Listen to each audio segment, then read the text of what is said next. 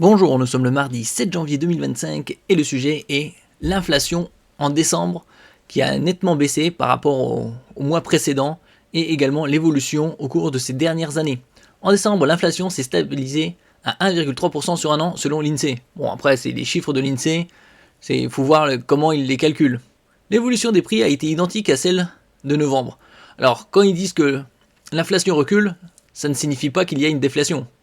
C'est juste qu'elle est moins importante que les mois précédents. Ont indiqué ce mardi les statisticiens nationaux. En moyenne, sur l'ensemble de l'année 2024, le taux devrait donc s'établir autour de 2%. Nous verrons qu'est-ce que ça donnera pour 2025. Dans un mois, nous aurons les chiffres des déficits publics pour le T4, donc probablement 7%. N'oubliez pas de vous abonner pour plus de news nationales, européennes et internationales sur ce monde merveilleux dans lequel nous vivons. La hausse des prix a terminé l'année sur une note positive pour le plus grand nombre, pour le bonheur des consommateurs. Bon, est-ce vrai? C'est juste une phrase passe-partout, on va dire.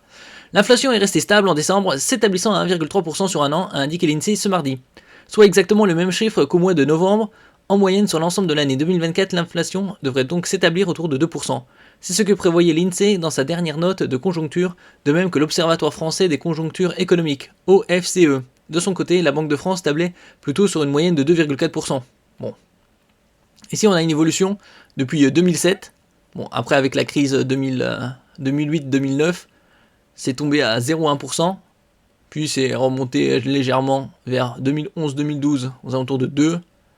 Puis c'est redescendu à 0 en 2015 avant de s'envoler avec le Covid vers 5,2% en 2022. Bon, après, ça c'est une moyenne. Il ne faut pas oublier qu'au cours de ces 3 dernières années, l'inflation a été plus importante que les 30 années qui les ont précédées.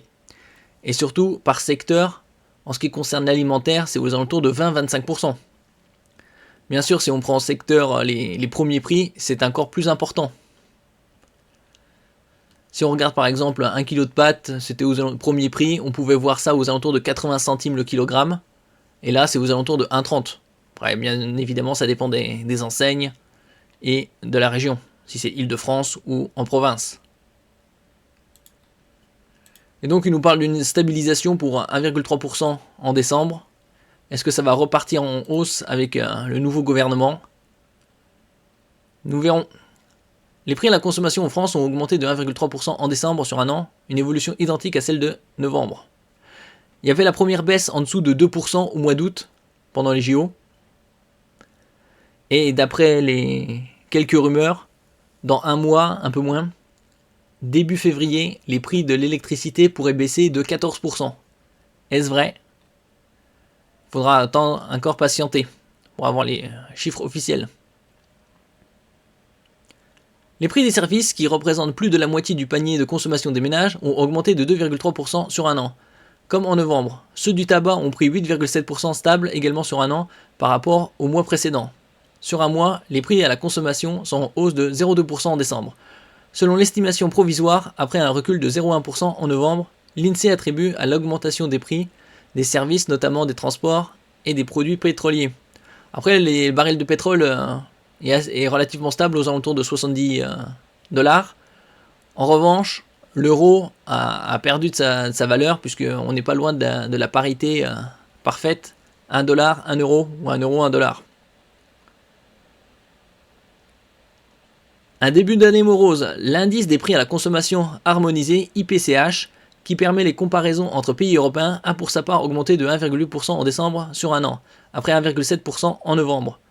Il est en hausse de 0,2% sur un mois après moins 0,1% en novembre.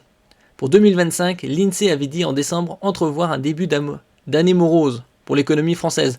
L'année dernière, au tout début, en 2024, avec Bruno Le Maire comme ministre de l'économie, il parlait d'1,4% de croissance, tandis que les autres, ils parlaient d'1% symbolique. Et quelques semaines, quelques mois après, et finalement, il était revenu sur sa parole. Il avait dit il n'y aura que finalement 1% de croissance. Ça, on aura les chiffres dans quelques semaines concernant la croissance et le déficit public pour 2024. Alors que le gouvernement tente de doter le pays d'un budget qui serait marqué par un effort budgétaire de 50 milliards d'euros, L'Institut voit l'inflation refluer jusqu'à 1% en juin. Bon, ils sont optimistes. Hein.